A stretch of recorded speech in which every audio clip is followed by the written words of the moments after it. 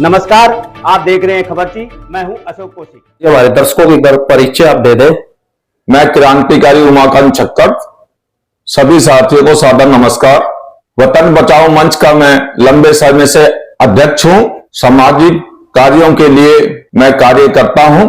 ये बताइए सर, जैसे कि आप अपने रेहड़ी लगा करके और पिछले कई चुनावों का समर्थन करते हैं कि जो लोग वोट नहीं डालना चाहते या उनको कोई भी कैंडिडेट पसंद नहीं है, वो जो है नोटा का इस्तेमाल कर सकते हैं। इसका आप प्रचार करते हैं, क्यों ऐसा करते हैं? क्योंकि आप पहले खुद भी तो चुनाव लड़ चुके हैं।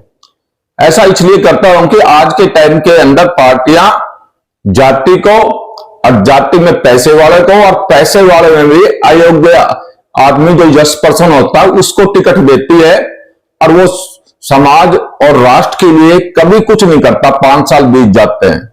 ऐसे ही हमारे लोकसभा जो सांसद है चौधरी धर्मवीर सिंह, 2 योजना से ये सांसद है। इन्होंने सिर्फ और सिर्फ 10 साल तक हर महीने तनख्वाह ली और 4-5 लाख रुपए जो इनको फैसिलिटी के नाम पर मिलते थे, बिहानी महेंद्रगढ़ लोकसभा सांसद के रूप में उनका इन्होंने प्रयोग किया। इन्होंने अपनी जिंदगी में कभी पब्लिक में नहीं आए और ना ही कोई सांसद वाला कार्य किया। इसी आधार पर जो कांग्रेस के कैंडिडेट हैं वो भी अयोग्य। दोस्तों, कांग्रेस वाला कैंडिडेट किसी समय देश के अंदर बहुत चर्चित हत्या और बलात्कार कांड हुआ था जिसमें रंगार गुल्ला को फांसी की सजा दे गई थी। जब उनका चेहरा अखबार के माध्यम से और DD1 के माध्यम से पब्लिक में आया तो लोगों ने उनका चेहरा देखकर यह हैरानी प्रकट की कि इतना डरावना चेहरा है, इनके कर्मों का फल इनके चेहरे पर है, ये तो वैसे ही बदमाश लगते हैं। तो ये हमारा जो महेंद्रगढ़ कांग्रेस वाला जो सांसद है का चुनाव लड़ रहा है, इसका भी कर्म इसके चेहरे पे है और इसका बैकग्राउंड आम जनता को पता है कि ये कैसा है। इसके बाद आता है JJP वाला सांसद का चुनाव लड़ने वाला व्यक्ति। इसने अपनी जिंदगी में जिस पानी की टंकी में इसने कैप्सूल डाल दिए, शराब बन गई दोस्तों। और शराब के कारण कितनी बहनों के घर गुजर गए, बच्चे अनाथ हो गए। तो ऐसी अवस्था में इनमें से कोई भी देश की संसद में जीत के चला जाएगा, है नी, तो यहां की जनता 10 साल पहले पीछे थी और 5 साल और पीछे हो जाएगी। तो मैं तो यही लोगों में चेतना पैदा कर रहा हूं। इनसे मेरे को किसी से कोई दुश्मनी नहीं है कि सिर्फ और सिर्फ नोटा को वोट दे। ये मत सोचे कि सबके सब अयोग्य हैं तो हम वोट किसको दे। भारत सरकार ने, चुनाव आयोग ने नोटा का चुनाव चिन्ह सरपंच से लेकर चेयरमैन, MLA, MP हर चुनाव में सबसे नीचे होता है। आप उस खटके को दबाओ और अपना वोट पोल कर दो। आपके वोट की पोल होने के बाद लोगों में चेतना आएगी, सरकार भी सोचेगी और पार्टियां भी सोचेगी। यदि अधिक मात्रा में नोटा में वोट आ गए तो ये जन चेतना का विचार आपके दिमाग में कहां से आया? मैं जिला उपायुक्त से लेकर प्रधानमंत्री तक सोशल काम के लिए सम्मानित व्यक्ति हूं और 25-26 साल मैंने बच्चे पढ़ाए, संस्कार दिए हैं बच्चों को। और जब भी कोई राष्ट्र की बात आती है मैं बढ़ चढ़ कर भाग लेता हूं। 22-23 बार ब्लड डोनेशन कर रखा है, मैंने डोनेट कर रखा है और मैं खुद के स्कूल में ब्लड डोनेशन का कैंप लगाता था। केवल चुनाव की चेतना की बात करें तो आप चुनाव में ही नोटा के उपयोग के बारे में क्यों प्रचारित करते हैं? यदि हमारे देश के अंदर लोकतंत्र है और लोकतंत्र में नेता की शक्ति सबसे बड़ी शक्ति मानी जाती है। जिला का उपायुक्त DC होता है और उसके बाद SP साहब का नंबर आता है। इसकी पावर उनसे बड़ी होती है और 9 विधायकों के ऊपर हरियाणा में एक सांसद चुना जा रहा है। तो सांसद की पावर तो 9 विधायकों के बराबर होगी। इसलिए इस महाकुंभ में, इस चुनाव में मैं सुबह निकलता हूं और रात तक पब्लिक में रहता हूं और लोगों को चेतना पैदा करता हूं। सिर्फ नोटा और नोटा को वोट दो, वोट डालने जरूर जाओ। यदि आप नहा धो के आधे घंटे लाइन में खड़े हो और ये सोचो ये जीत रहा है और ये हार रहा है, जीतने वाला अयोग्य है तो कुछ नहीं करेगा। इससे अच्छा तो नोटा को वोट दो। आपने 2014 में अमेठी से चुनाव लड़ा था जी, उसका अनुभव कुछ शेयर करेंगे? ऐसा है, आदरणीय श्री अन्ना हजारे और जनरल वीके सिंह ने मेरे को नारनौल के अंदर अपना प्रोग्राम करने के लिए नियुक्त किया था। जब अन्ना जी नारनौल आए तो प्रोग्राम मेरे नेतृत्व में हुआ था और हमने सामाजिक कार्यकर्ताओं ने कसम खाई थी कि अन्ना और जनरल वीके सिंह ही देश की रक्षा नहीं करेंगे। हम भी इस देश के नागरिक हैं और हम वंशवाद के खिलाफ मोर्चा खोलेंगे। और देश का सबसे बड़ा वंशवाद उस समय अमेठी में था और इसलिए हम अमेठी में वंशवाद का विरोध किया।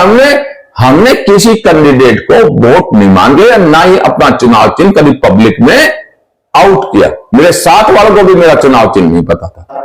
मैं कुमार विश्वास के बाद मेरा नंबर था वोटों के अंदर, राहुल गांधी की जीत हुई थी, स्मृति ईरानी नंबर 2 पे थी और कुमार विश्वास तीसरे चौथे नंबर पे था और उसके बाद मेरा नंबर था।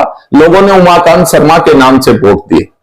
मैं किसी भी पार्टी का कोई भी बैड कैरेक्टर का नेता पार्टी में चुनाव में आगे आएगा तो मैं उसका विरोध करूंगा। मेरे को पार्टी से विरोध में कोई वो दिलचस्पी नहीं है।